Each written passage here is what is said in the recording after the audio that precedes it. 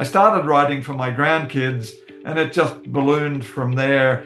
People who saw the book said, could they have a copy? And so over the last 5 or 6 years, that's exactly what has happened. And I now have a number of books out there.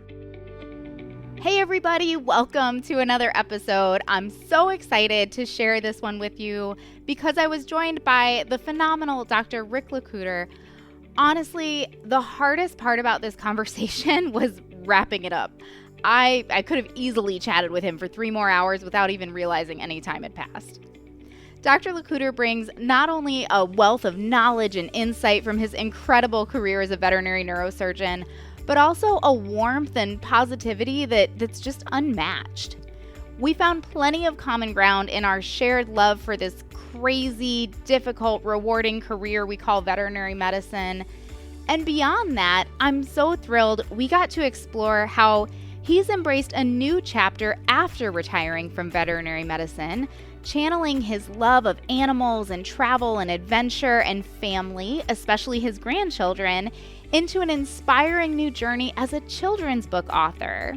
That's right, Dr. LeCouteur has taken on a new role as an author of children's books, and I can tell you firsthand how special these books are. My kids own all of them, and we had a great discussion about the way many children's books tend to portray wildlife, particularly penguins, in a very anthropomorphized way, which really hit home with me because one of my kids' favorite books is Little Penguin Gets the Hiccups, so I could absolutely relate to these anthropomorphized penguins.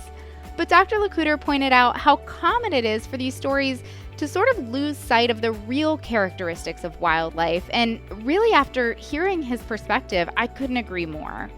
What makes his book stand out is how they balance that sweet, relatable charm of these animal characters with important messages about wildlife conservation. And the illustrations, oh my gosh, the illustrations are amazing. We talk a little bit about those here in this episode, and they are absolutely beautiful. You have to see them. Oh my gosh, they're gorgeous. Truly, these books help kids and parents too. There's a lot of really educational information. They help us connect with nature in a way that's educational but still relatable and heartfelt. There's so much more that I could say here about Dr. LeCouteur and his amazing work, but like I mentioned, the hardest part of this conversation was ending it, so it's a bit of a long one. Trust me, it is worth it, but let me go ahead and tell you a little bit about him and we'll get into our episode. Based on a childhood spent immersed in the rustic charm of rural Australia, Rick's love for animals blossomed into a lifelong career as a veterinary educator, conservation photographer, and advocate for animal well-being. Currently as director of education for a company dedicated to introducing people to the wonders of wildlife in remote locations, Rick shares his love and knowledge of animals with enthusiasts of all ages. Through telling stories crafted to inspire love, understanding, and advocacy for wildlife, Rick's journey has evolved beyond clinics and teaching into the enchanting realm of children's literature. Through his stories about animals, Rick seeks to cultivate in young readers a sense of curiosity, empathy, and responsibility toward the natural world. Moreover, Rick's narratives serve as a clarion call for environmental stewardship in the face of climate challenges. It's Rick's belief that by nurturing young minds with the mystery and fascination of animals, we can sow the seeds of compassion and a deep reverence for the delicate balance of life on our planet. Through his stories and illustrations, Rick hopes to kindle imagination in young hearts and inspire a new generation of animal lovers and conservationists. Oh my goodness, I absolutely love that. You've got to hear this conversation. Let's get it started. Pet parents are looking for a veterinary practitioner who can prove they understand and support the relationship they have with their pet, show you value your client's trust, and earn an official human-animal bond certification from NAVC and HABRI, the Human Animal Bond Research Institute. This certification, appropriate for all members of the healthcare team, explores the scientific benefits for veterinary staff, owners, and animals, and discusses how to establish and promote a strong human-animal bond. Enroll today at vetfolio.com.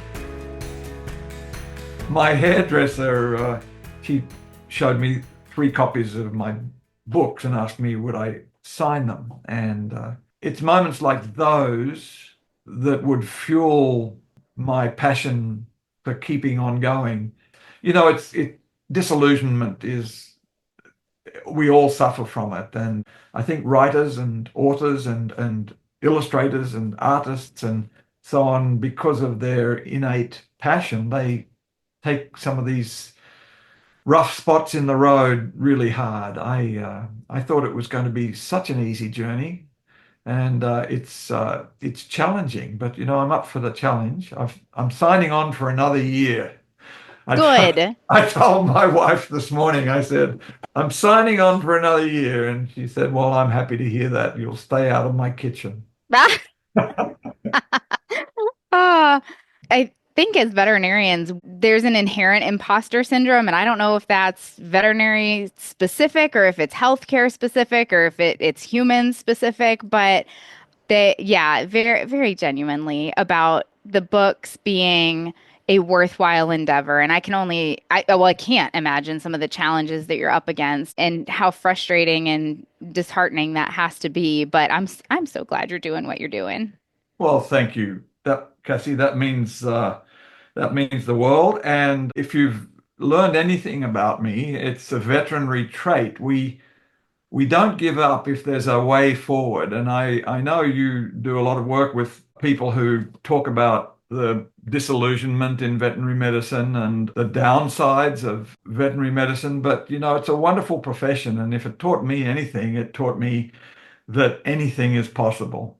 And I think you're testament to that too. And so I'm in a little bit of a soberly reflective period, but I'm going to sit down this afternoon and do what I do when I feel that way, and that is write. So this is a great introduction to my afternoon, and it's just such an important message that I believe I've been designated to deliver, and that message is to the youngsters, the people who are going to live in our world even after you've left it, and certainly long after I've left it, and they're going to have challenges, and many of these challenges can be addressed so well if they approach the environment with understanding and they respect animals and particularly wildlife.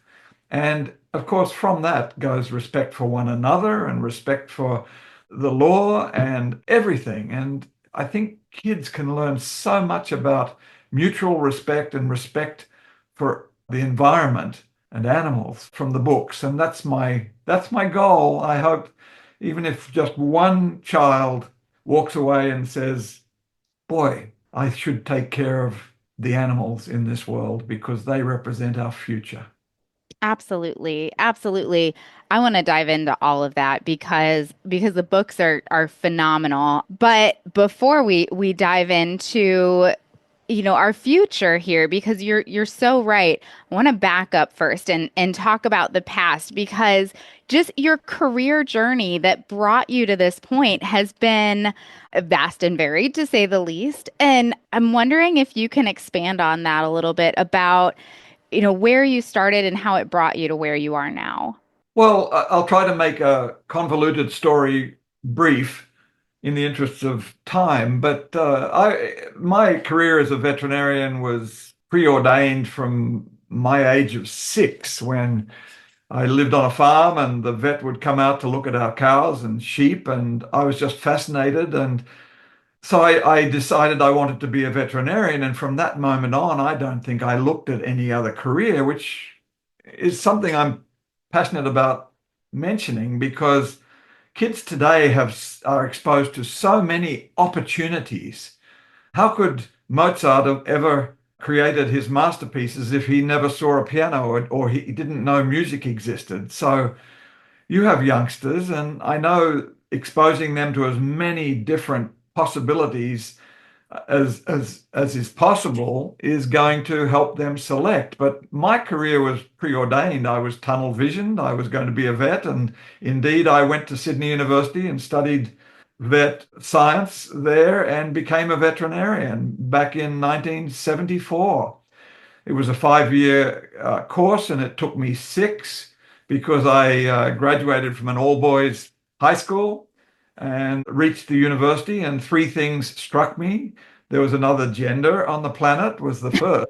The second thing was that I could buy a sports car now. And the third thing was I discovered the rugby club, and my studies took a distant fourth. And so, quite correctly, I failed first year, which was probably my first big life lesson.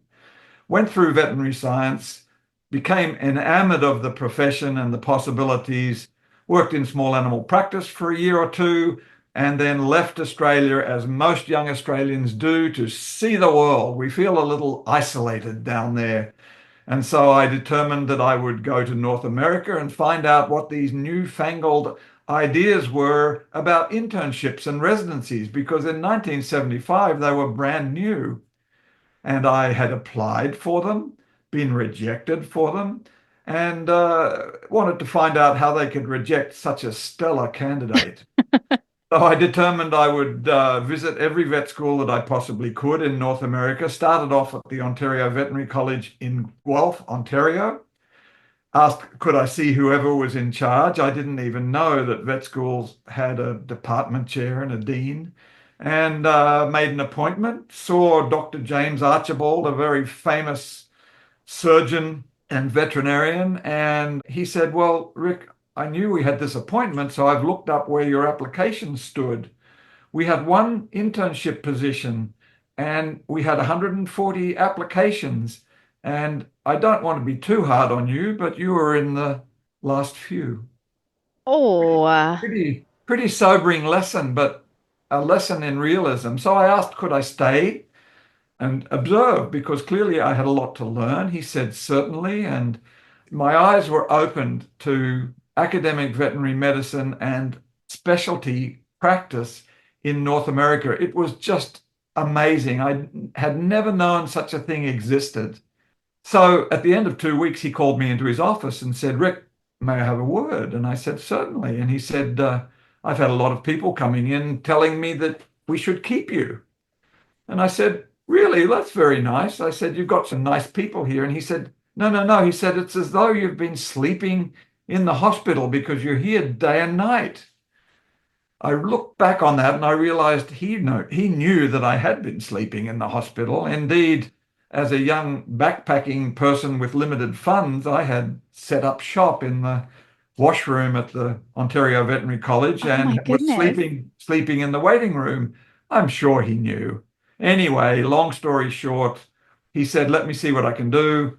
I ended up doing an internship and a surgical residency there, met a wonderful Australian neurologist during my surgical residency who switched a switch that I didn't know I had onto neurology and neurosurgery, did a second residency at the University of California in those subjects, went to Colorado State to join the faculty, did a PhD, and the rest is really history. I've been an academic veterinarian for all of my career, and I retired in 2015.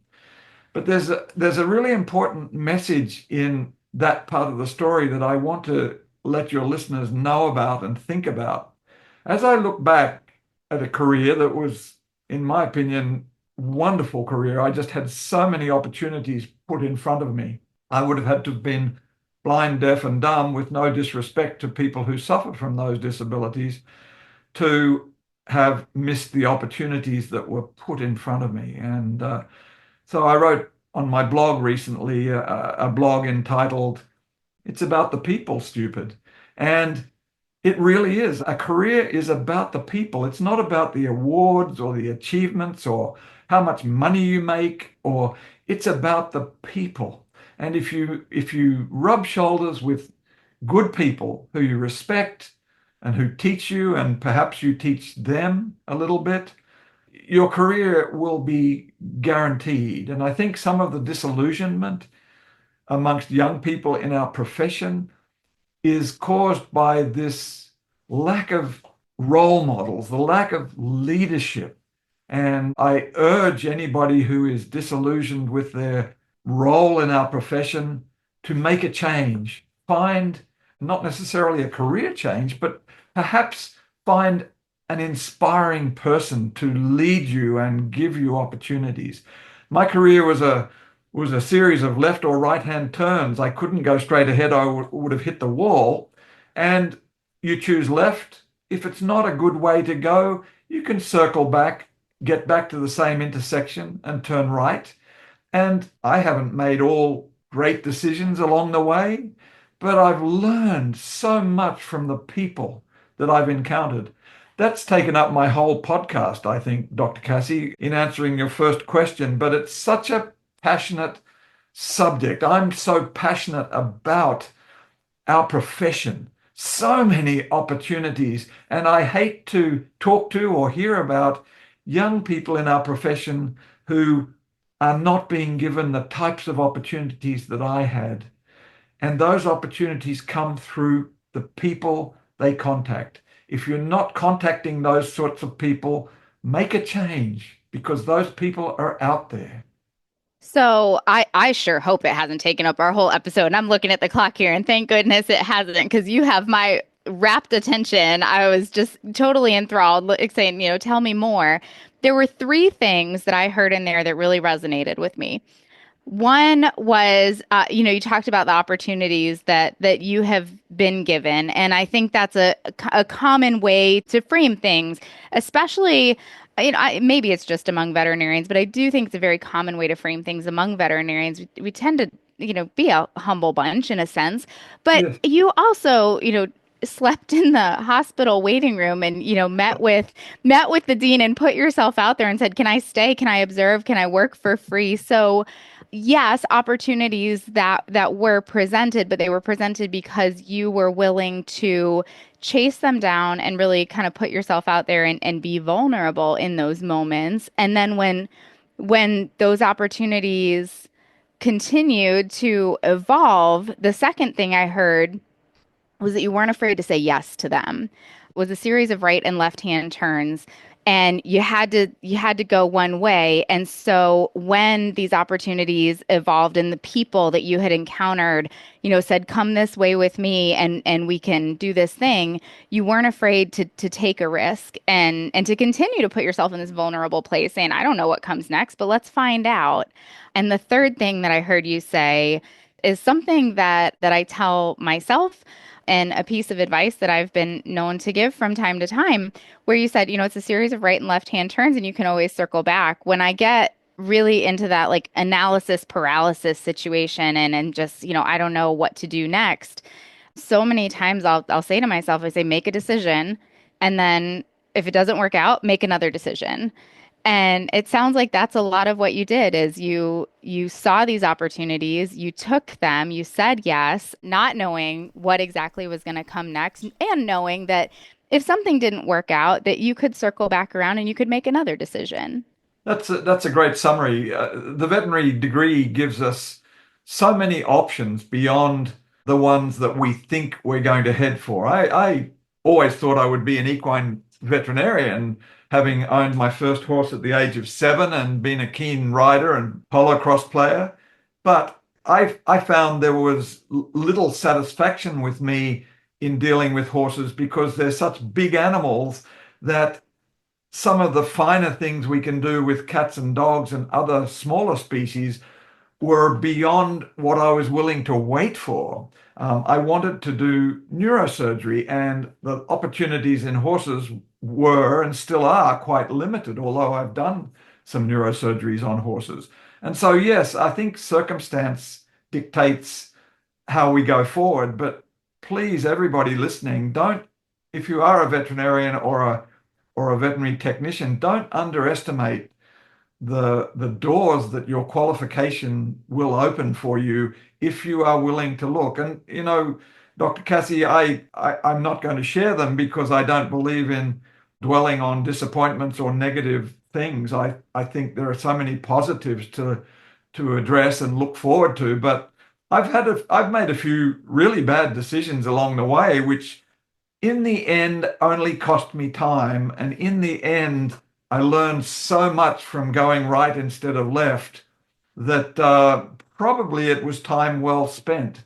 So I don't want anybody listening to think that I just had this dream run where every decision was perfect and I built on it. I can relate that to my career in research. A student asked me once, what the meaning of research was. What does research really mean? And I said, my answer, I'd never thought of this before. And I said, well, the first two letters are really, really important in research because otherwise it would be just called search. And so that philosophy that you're able to do something again, particularly in research, if you have a great hypothesis, go down that road and find that you can't prove that hypothesis, modify it, do it again, redo it. And so a career is an interesting thing to look back on. We tend to look at the highlights and the positives and the achievements and, oh, I got this award or that award, or I was a distinguished alumnus here or there, but that's not what's important. It's the people, and I'm going to add to that now and say it's how you react to the people, which is to your point, and it's how you help other people. It's all about the people, but that doesn't mean just you. It means all of those people we encounter, a community of people. Just reflecting on that for a minute, because I think that's such a powerful statement.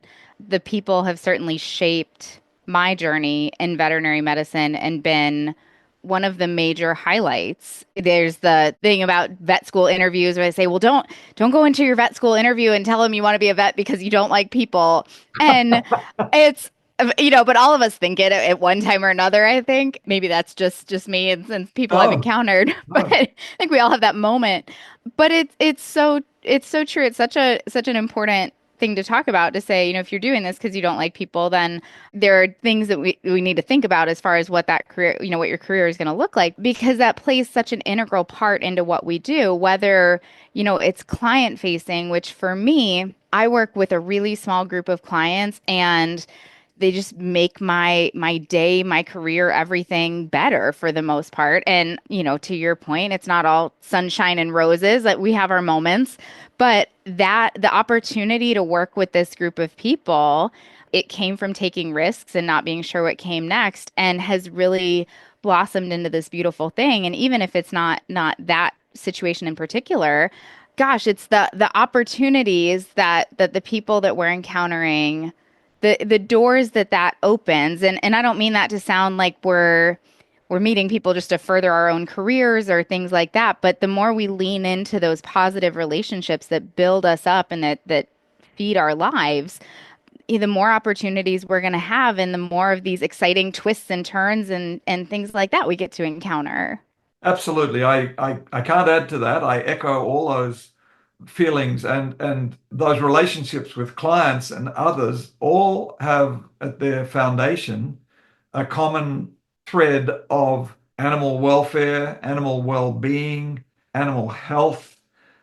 What better vocation could there possibly be on the planet?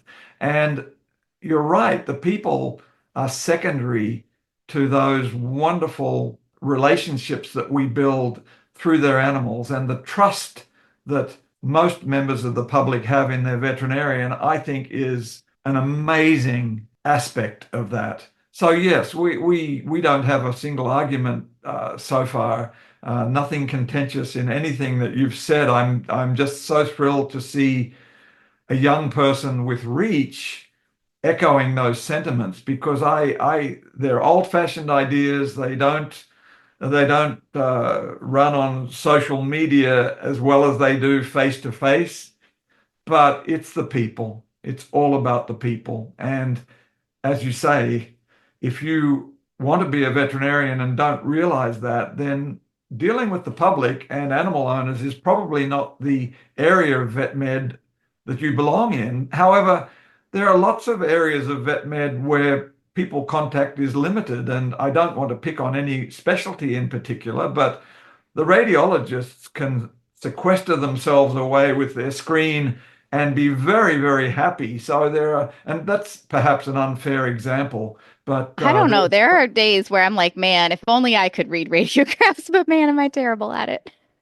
yeah, it's really interesting. If I could rethink one aspect of my career, that's interesting that you pick radiology. I would pick ophthalmology or dermatology, because there are very few emergencies in those specialties. Ah, I've true. spent at least 50% of my time after 5 o'clock and before 9 a.m. the next morning trying to extend the life of different creatures, and that includes weekends. And I always thought that a neurological emergency was an immediate issue that needed to be dealt with. So I've missed a lot of parties and family events and so on over the years, but my conscience is absolutely clear because my family understood. My girls didn't want to become veterinarians, incidentally, but I think it's because they were passionate about other things. Sure, sure. And as the person who is calling the neurosurgeon on the weekend or in the middle of the night, I know we're always very appreciative when someone is willing and able to come in and take care of that right away.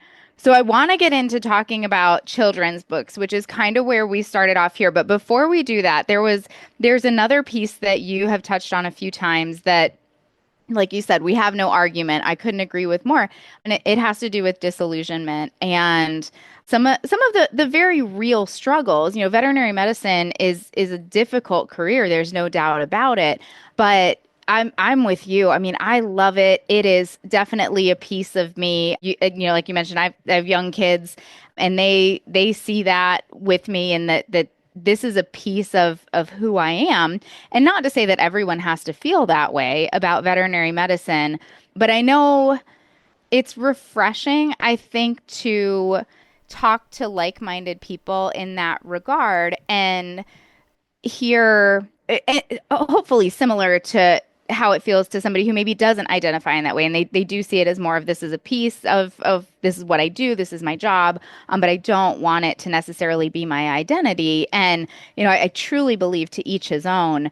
But I think we went in this disillusionment space for a little while. I think we went the way of, we can't let veterinary medicine define us because that's how we get burnout and all these other things. And I've just never been able to get away from it. And I think I've talked to enough like-minded people that I realize I'm not the only one now. But it's always a little refreshing to me to hear someone else say, like, man, I love this career and I'm passionate about it and it means so much to me, because that's certainly how I feel about it.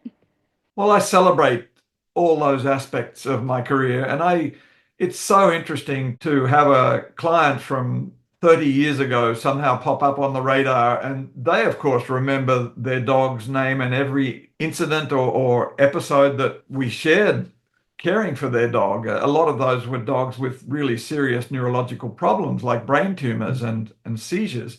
And yet I won't recognize the owner, but the moment they tell me the dog's name or they tell me or show me a picture of the dog, it all comes flooding back. And so those are memories that are inside your brain that reflect a career well spent.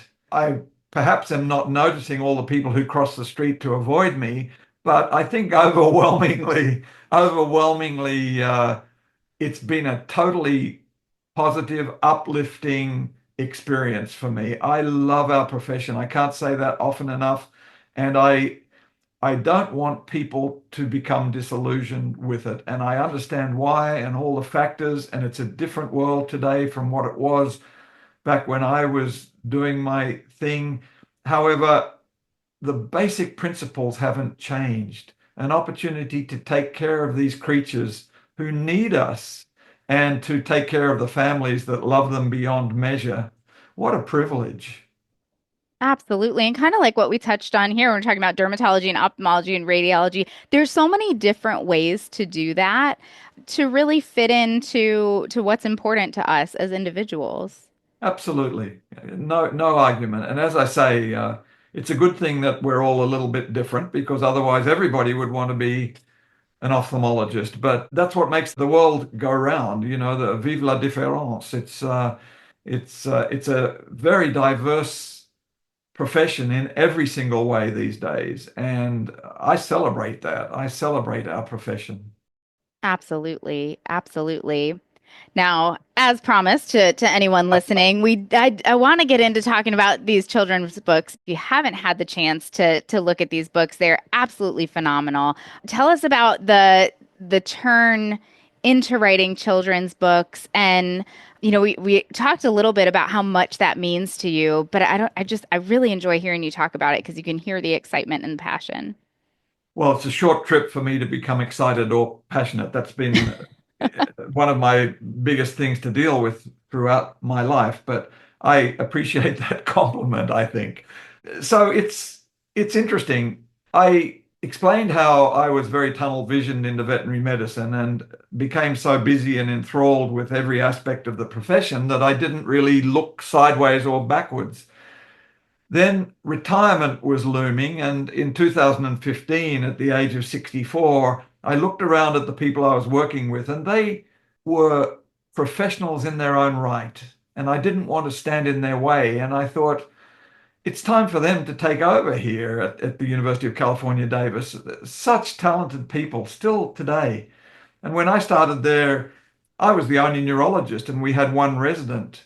Now there are 8 neurologists on the neurology service there, and there are 8 or 10 residents. It's grown beyond measure.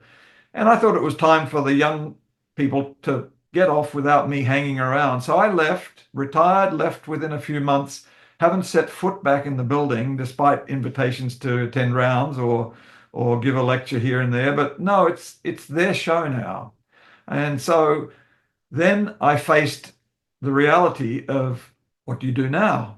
Retirement, and I've written a blog about this because it's such a big point for me. Retirement should be viewed as starting over. The word itself didn't connote, it brings connotations of giving up, finishing. If somebody retires hurt from a game of softball, they're just gone into the bleachers, And so I didn't want to retire. I wanted to start over. And so my grandkids were at an age where I was appalled at the type of wildlife stories they were being exposed to. Penguins eating pizzas, penguins driving motor cars and living in houses and going to school. And I wanted to introduce them to authentic views of wildlife. The fantastic and the whimsical stories that kids read are essential. They can't develop a sense of humor, for example, if they're not exposed to laughing over a picture book.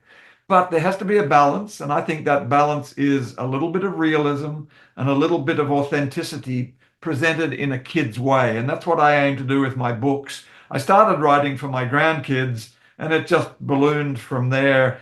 People who saw the book said, could they have a copy? And before I knew it, they were saying you should publish these for other people. And so over the last 5 or 6 years, that's exactly what has happened. And I now have a number of books out there which all reflect the same theme: wildlife, authentic or realistic illustrations with a little bit of anthropomorphism, because the animals in my stories have to identify with the kids so they can speak English. They can have human emotions and they have human reactions. But beyond that, all of the pictures are in authentic environments, and the books are designed to introduce that realism and to talk about the issues. There's always a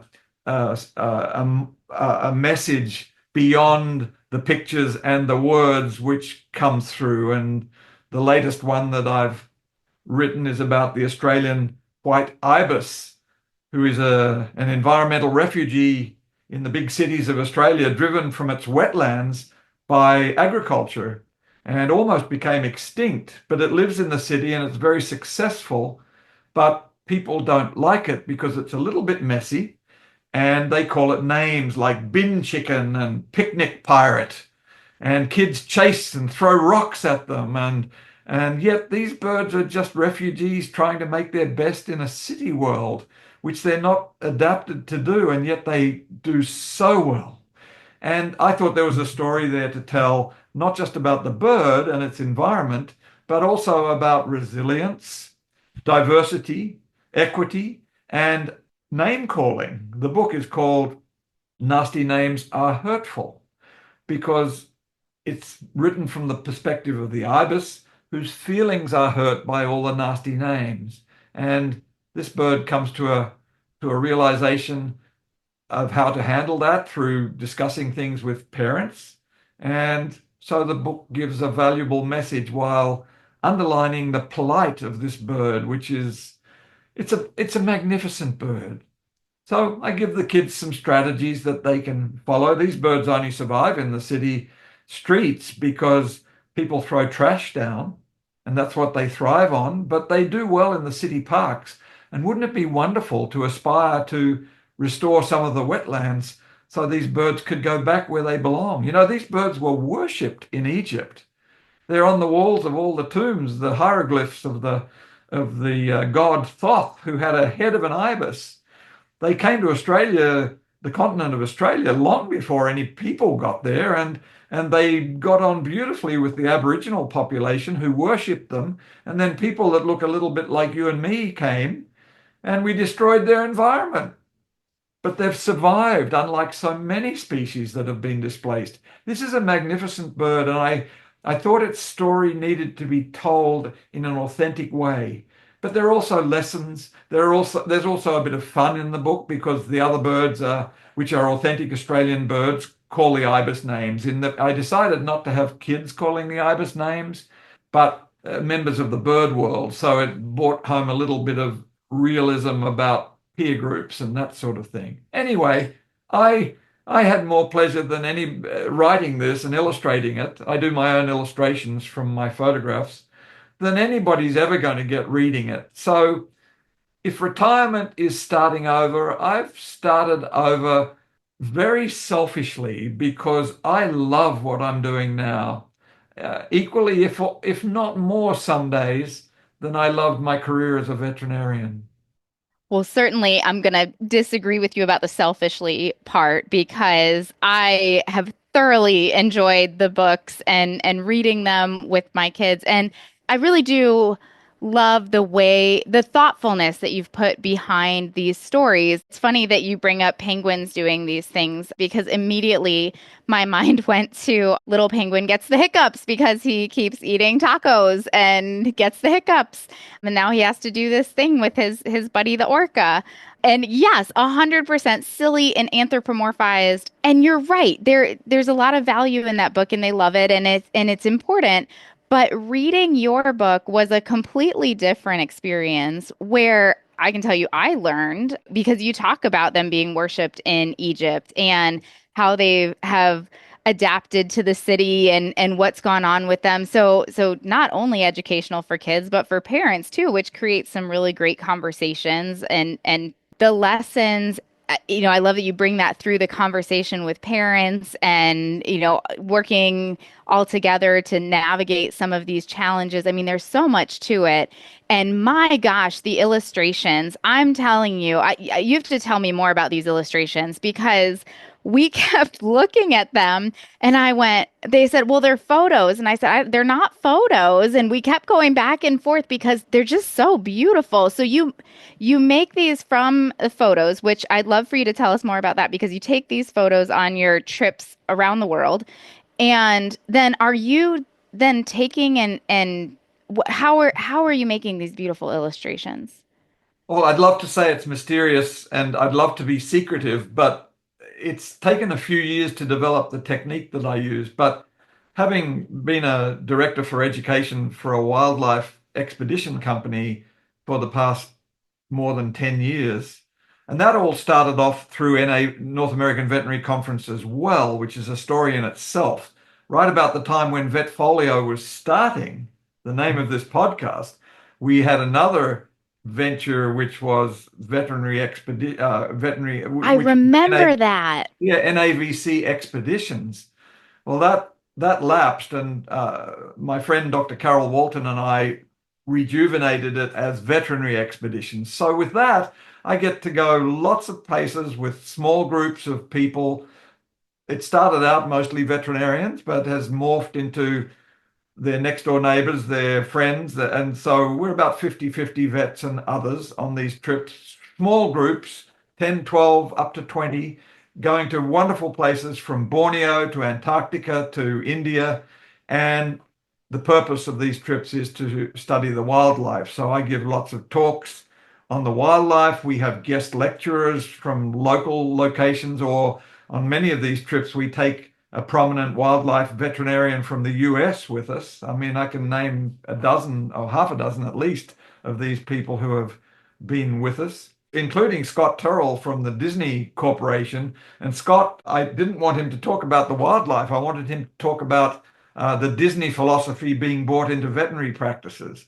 Because I love the concept that where at Disney, if your kid drops an ice cream, their rule is that someone should have replaced that ice cream at no cost before the kids stopped crying. I love that philosophy on life. And Scott Turrell taught me that. And I've learned so much from these guest speakers. But the purpose of our expeditions is to study the wildlife. And boy, oh boy, oh boy, did that ever ignite another passion within me. If you are looking at wildlife, you want to record the experiences. I was watching all these amazing photographers on these trips who took pictures that I only dreamt of. And through them, I bought a camera and started to take photographs. I did have a period where I thought a better camera would result in better photographs. I soon learned that it's not the camera, it's the photographer. and Darn and it. it's not only the camera, it's not only the photographer, it's opportunity. And so I had all these opportunities, and then these kids' stories started to flood in as I would photograph different species. And my first picture book as a child was black and white photographs. That's about all there was back in the dark ages when I was looking at kids' books. And I didn't want to put photographs in the books, so I set about, with artificial intelligence being my guide, but these aren't generated that way. They're generated through Photoshop, through Lightroom, programs that are designed to improve photographs. And I take them back to their bare essentials and then start to build in the colors. And so these are actually animals in positions and in environments that they are authentically occupy.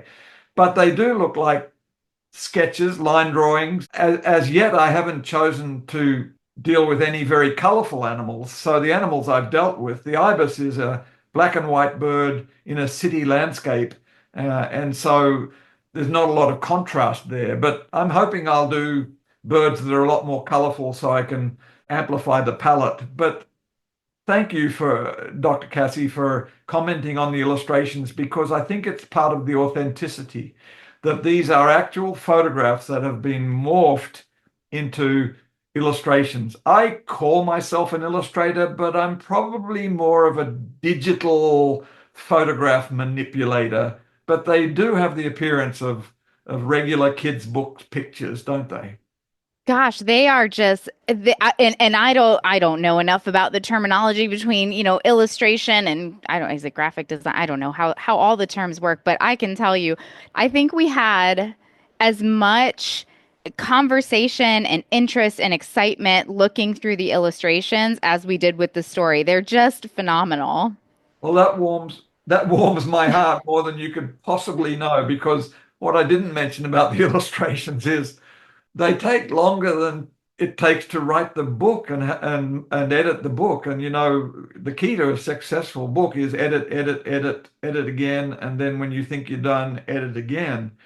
But these illustrations, they're literally a work of passion for me. I can be there for 4 hours working on one part of one illustration, and my wife will say, "Are you going to have dinner tonight?" And I think that's an aspect of retirement that's important. If you have something you're passionate about to do in retirement, you don't even think about the time. I never give the time of day a thought now, except I had to be on time for you today. And my mum always taught me that early was on time was late, and late was rude. And so I was desperate to be on time for you today. But beyond having the opportunity to chat with somebody of your experience and enthusiasm, I just lose myself for hour after hour writing and illustrating these books. And I try to picture the kids as they read them. I love it when people send me a photograph of their child with their head embedded in these books. And You're reading my books the right way. I think children's picture books should be read with a parent, a carer, a teacher in that environment where there's a dialogue, there you can gauge emotions, you can point to things in the illustrations, and that's the way to read these books. I'll even go one step further. I think you've seen the softcover versions of my books, and I think the experience is enhanced when it is a hardcover experience. And that's hard to explain. And perhaps it's an age thing. But for me, there's a certain permanence and feel to a hard covered children's picture book. As you turn the pages, they're slightly thicker and there's slightly more substance to the book. And I love to think that at least some people are reading the hardcovers because I think it alters the experience. The only children's book I've ever kept from my childhood was the one I mentioned to you with the black and white photographs. And of course, it was a hardcover because there were no softcover picture books back at the beginning of the 18th century. At the beginning of the 18th century. Uh, I mean, the printing press was what in the 15th century. Something So like that, yeah. yeah, at least we were way ahead of that. Oh, goodness. I was going to tell you that was in my head, the hardcover book thing. This is where my brain went. My daughter asked for, there was another book she asked for Christmas. And when I went to order it for her, sure enough, I had the option between hardcover and softcover. And you were in my head. And I went, well, clearly we're getting the hardcover one Oh, because it's just different. well, the hardcovers are obviously cost a little more, but they use a higher quality of paper and they're durable, they endure the years. And I think most young mums that I talk to these days, if they have a favorite book that they read to their kids, they want their kids to have that opportunity to read that same book to the next generation. So I think there's a legacy in a hard-covered book that's difficult to maintain. Not impossible, of course, but difficult to maintain with a soft cover. Absolutely. And it was something I really hadn't thought of until we had our conversation. I went, "Oh, you know what? That makes sense." And like I said, I'm looking at the clock here going, "Gosh darn it. Why does time have to go by so quickly?" I'm just getting so much enjoyment out of these Oh conversations. no, I'm like you. I'm loving it, Dr. Cassi, Yes. and I could go on and on and on. It's my passion. We are the luckiest professionals on the face of the planet. We have so many different opportunities. Don't allow disillusionment or disappointment or stress to get in the way of imagining a new way forward. And I hope that you'll have a career just like mine, which started as a horse vet, went to small animal practice, went to a university in another country, and ended up in academia. And teaching is my passion. I found a place where I could teach, and I'm still teaching in retirement through my books. And the lessons are as important as any lesson I could ever possibly teach. I hope your listeners will at least investigate the books on my website so that they can see what they look like and they can read a little, or on Amazon or Barnes and Noble or one of the big suppliers, or even in an independent bookstore. Although independent bookstores, because I'm a self-published author and proud to be, just like Beatrix Potter with her original kids stories, she was self-published. I hope that they'll ask their independent bookstores to order the book. And what's my motive? It's one question we didn't answer. Oh, we did actually discuss that, didn't we, right at the beginning? It's actually, I'm passionate about getting the message out to young readers about the world they live in. And as a veterinarian with a career in veterinary medicine, it seems that that's part of my responsibility to the next generation. So I'm no longer teaching 25 and 30-year-olds. I'm teaching 5 to 10-year-olds. And let me tell you, it's more challenging. Absolutely. And equally, if not more important. Yes. Yeah. What do we have if not the future where our kids can see wildlife in natural habitat. I gave a lecture recently, which was to a group of retired people. And the title of my lecture was, Will Your Grandchildren See a Lion in the Wild?